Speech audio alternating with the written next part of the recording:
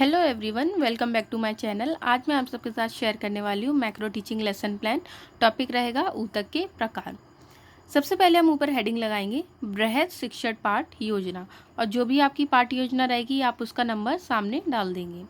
इसके बाद हम कुछ बेसिक एंट्रीज होती हैं उन्हें फिल करेंगे। सबसे पहले हम डालेंगे दिनांक। हम जिस भी दिनांक में ये लेसन प्लान पढ़ाएंगे अपनी क्लास में, हम वो डेट यहाँ पर डाल देंगे। इसके बाद हम डालेंगे विद्यालय का नाम। जिस भी विद्यालय में जाकर हम अपनी मैक्रो टीचिंग करेंगे, हम उस विद्यालय का नाम यहाँ पर डाल देंगे। इसके बाद विषय आएगा। विषय हम जो भी सब्जेक्ट पढ़ा रहे हैं उसका नाम डाला जाएगा। यहाँ पर मेरा साइंस है तो मैंने डाला है विज्ञान। प्रकरण में आएंगे, हम ऊतक के प्रकार डालेंगे, क्योंकि आज हमारा जो टॉपिक रहने वाला है वो है ऊतक के प्रकार। इससे पहले मैं फ्रेंड्स ऊतक का लेसन प्लान शेयर कर चुकी हूँ। अगर आपको ऊतक का लेसन प्लान देखना है तो आप वो मेरे चैनल पर जाकर के देख सकते हैं। कक्षा डालेंगे, हम किस कक्षा में पढ़ाने वाले हैं, 9th C। जो भी सेक्शन और क्लास है आप इधर क्लास डाल देंगे। कि चक्र में हमने ये लेसन प्लान पढ़ाया है तो वो चक्र आप यहाँ पर डाल देंगे। कालांश हमारे कितने मिनट का था, तो 35 मिनट का था। माइक्रो टीचिंग में जितने भी कालांश होते हैं, यानी कि समय अवधि, टाइम ड्यूरेशन जो होता है वो 35 मिनट का होता है। तो आप यहाँ पर, ये परमानेंट है, ये फिक्स रहेगा, इसमें कोई चेंज नहीं करना है। तो आप यहाँ पर 35 मिनट्स लिख देंगे। इसके बाद शिक्षण बिंदु आएगा। शिक्षण बिंदु में बेसिकली हमारा जो टॉपिक होता है हम उस टॉपिक को डालेंगे। हमारा टॉपिक है ऊतक के प्रकार, तो हम इधर अपना टॉपिक डाल देंगे ऊतक के प्रकार। इसके बाद दूसरा कॉलम है शिक्षण उद्देश्य, तीसरा कॉलम है विधि, प्रविधि, सहायक शिक्षण सामग्री। शिक्षण उद्देश्य की बात करें तो ये 6 उद्देश्य हैं। हम 1 बाई 1 सबको देख लेते हैं। सबसे पहले है ज्ञानात्मक उद्देश्य, तो इसमें हम डालेंगे छात्रों को विषय वस्तु से संबंधित ज्ञान प्रदान करना। दूसरे नंबर पे आएगा अवबोधात्मक उद्देश्य, तो इसमें हम लिखेंगे छात्रों को विषय वस्तु में दी गई संबंधित तथ्यों का बोध कराना। तीसरे नंबर पे अनुप्रयोगात्मक उद्देश्य, तो इसमें हम लिखेंगे छात्रों को विषय वस्तु में दी गई विशिष्ट बातों का अपने जीवन में प्रयोग करना सिखाना। 4th नंबर पे है कौशलात्मक उद्देश्य, तो इसमें हम लिखेंगे छात्रों के अंदर विशिष्ट कौशल विकसित करना। 5th नंबर पे आएगा अभिवृत्त्यात्मक उद्देश्य, तो इसमें हम लिखेंगे छात्रों में विज्ञान विषय के प्रति सकारात्मक एवं वैज्ञानिक अभिवृद्धि उत्पन्न करना। 6th एंड लास्ट अभिरुचियात्मक उद्देश्य, छात्रों को विज्ञान विषय के अध्ययन के प्रति रुचि उत्पन्न करना।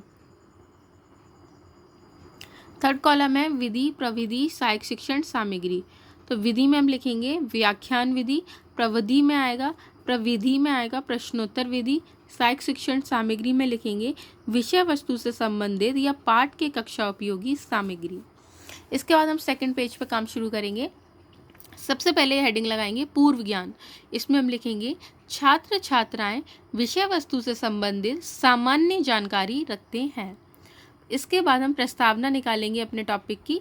हमारा टॉपिक है ऊतक के प्रकार, तो इसीलिए हम अब इसकी प्रस्तावना निकालेंगे। प्रस्तावना निकालने के लिए हम 2 मेन कॉलम बनाएंगे।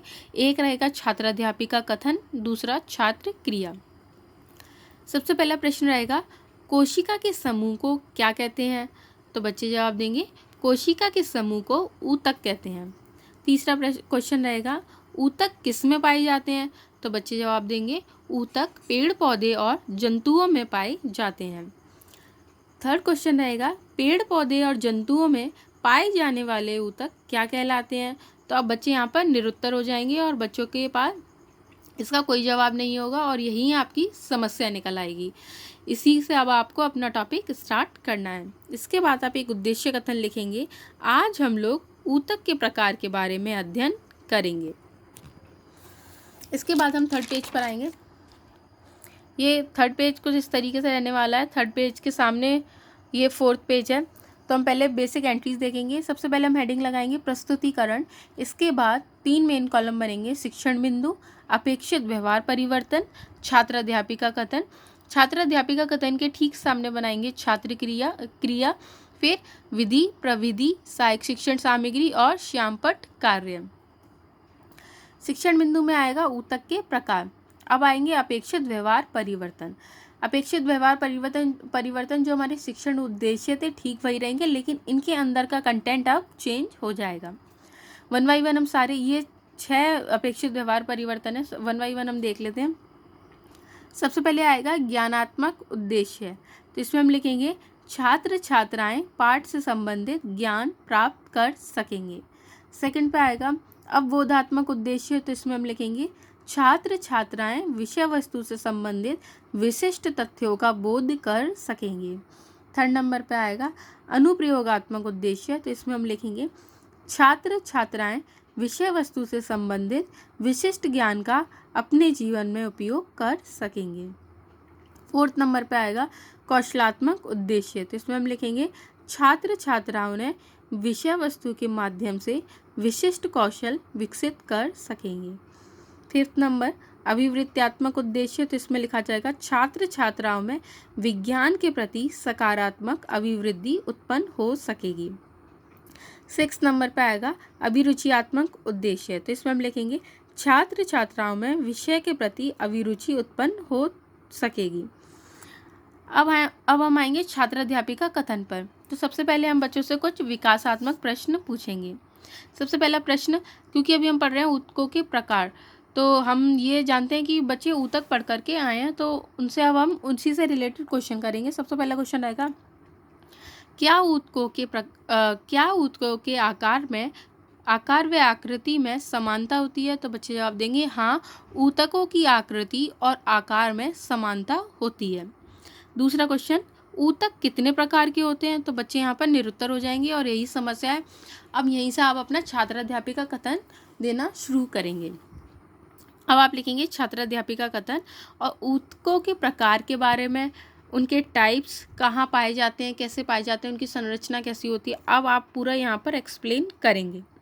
एक्सप्लेन करने के बाद आपकी एक्सप्लेनेशन अगर थोड़ी बड़ी है तो आप पीछे वाले पेज को भी यूज़ कर सकते हैं। इन केस आप चाहते हैं कि आप कंटेंट थोड़ा कम रखें तो आप कंटेंट थोड़ा कम लिख सकते हैं। आप 15 से 20 लाइन लिख दें और बाकी का क्लास में आप बच्चे को पूरा एक्सप्लेन कर देंगे। इसके बाद छात्राध्यापिका कथन में और इधर छात्र क्रिया में लिखेंगे छात्र छात्राएं ध्यानपूर्वक सुनेंगे। और जब आपने बच्चों से प्रश्न किए थे, बच्चों ने उत्तर दिए थे, तो इधर विधि में आ जाएगा प्रश्नोत्तर विधि। इसके बाद आप बच्चों को एक TLM शो करेंगे, जो भी आपके टॉपिक से रिलेटेड TLM रहेगा आप देख सकते हैं इस तरीके से। और इधर विधि प्रविधि में सहायक शिक्षण सामग्री आएगी। तो जो भी आपके टॉपिक से रिलेटेड सहायक शिक्षण सामग्री रहने वाली है आप बच्चों को यहाँ पर शो करेंगे। तो इसके लिए यहाँ पर एक डायग्राम चिपकाया गया है, क्योंकि हमारा जो टॉपिक है वो है टाइप्स ऑफ टिश्यू। तो इधर एनिमल टिश्यू है और इधर प्लांट टिश्यू है।